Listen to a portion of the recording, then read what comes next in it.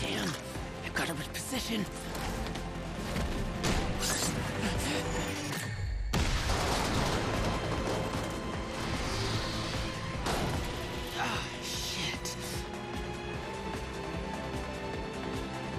All right, Sakamoto Days, episode 1. Let's talk about it. So here's the thing with Sakamoto Days is this was another anime kind of living by the hype. This was another anime that was kind of sold to me.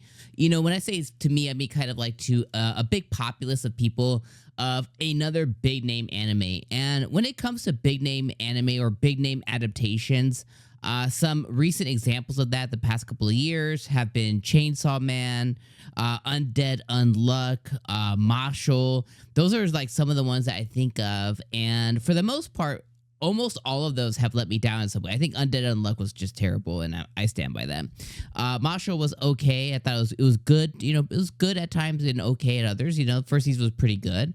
And Chainsaw Man I also thought was pretty good. But it wasn't this like new craze thing that's coming. So I'm always really tempered with my expectations for these brand new anime that come with a lot of hype behind it when people are overly excited for these adaptations. And I guess I can kind of extend to a couple of seasons ago with Fearin' as well too. Like for that, I thought it was fine. Like it was definitely watchable, and I see why people like it, but it was just one of those anime where I was like, yeah, you know, not for me.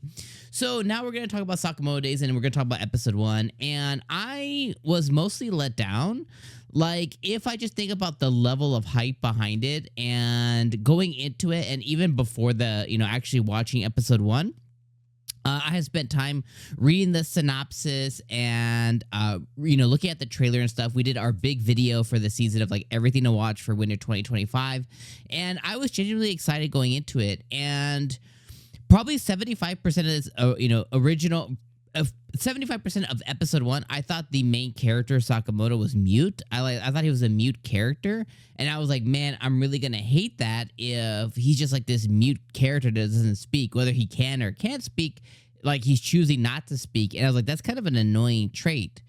And thankfully, by the end of the, you know, like the last 25%, at the end of the episode, he actually finally talked to this Shin guy.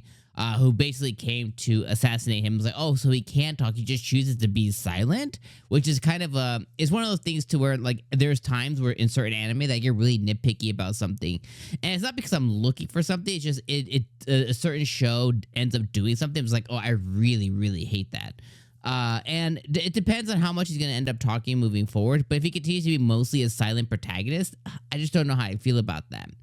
The rest of the episode too, I think in concept, it sounds really cool. And I think that's why I was drawn to it. And I think that's why a lot of people were drawn to it. And it might end up being one of those things that's a much better read than it is a watch. I think when you have a lot of these shows, especially when they're dealing with, you know, assassination and murders and mystery and thriller, you know, sometimes just depending, they could be a much better read because you can kind of, you know, you can kind of put the voice of the characters in your own head. You can kind of imagine yourself the scenes that aren't depicted in a panel. You can kind of put the pieces together yourself, and your imagination kind of takes over for a lot of, or does a lot of the heavy lifting at times.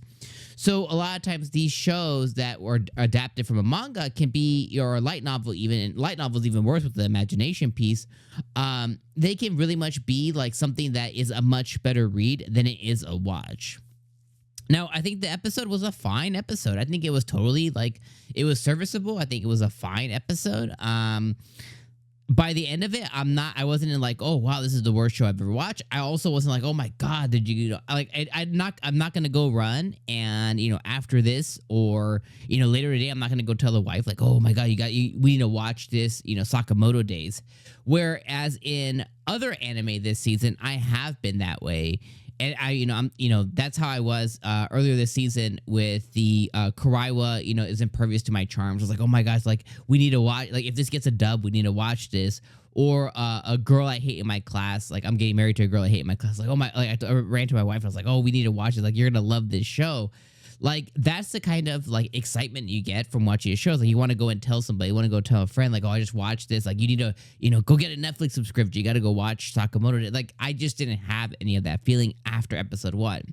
I ended up thinking like, oh, this was a 6.5 out of 10 episode, maybe 7 if I'm being really gracious, but I'm probably leaning towards 6.5.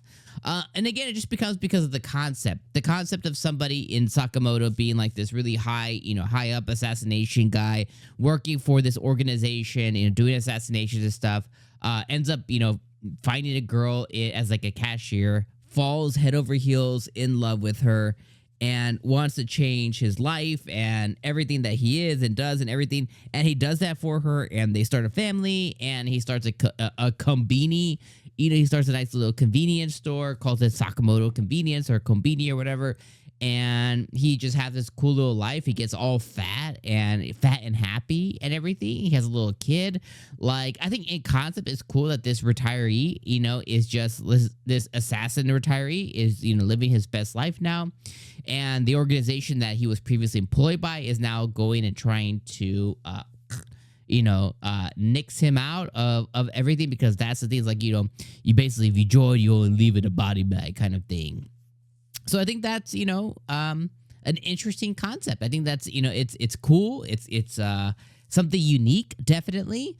I think the art is definitely unique, for the show as well, too. I think the art is pretty cool. And yeah, I mean, after episode 1, I just wasn't impressed. I wasn't disappointed. I was just kind of whelmed, just very middle of the road. And in comparison to a lot of the other shows, I've had the pleasure of watching this season so far, like, it's definitely not like top 5. It's right there with maybe some other shows. There was another show the other day that I watched. What was it? It was the guild receptionist anime, where like the guild girl is like low key, taking down people in a, she's completing missions because she doesn't want to work overtime. Like, that was another one I was really excited going into it, and it also just, it whelmed me. It was just totally fine. I would put Sakamoto Days so far based on just episode 1 right there within. Now, thankfully, episode 2 launched as well, so we'll take a look at episode 2, so come back and watch my episode 2 review. But if I had to put a number on it, yeah, 6.5 out of 10. I think it was fine. I don't think it was like, I think the concept and like the story like elements I think are really special, but the show itself wasn't really special to me.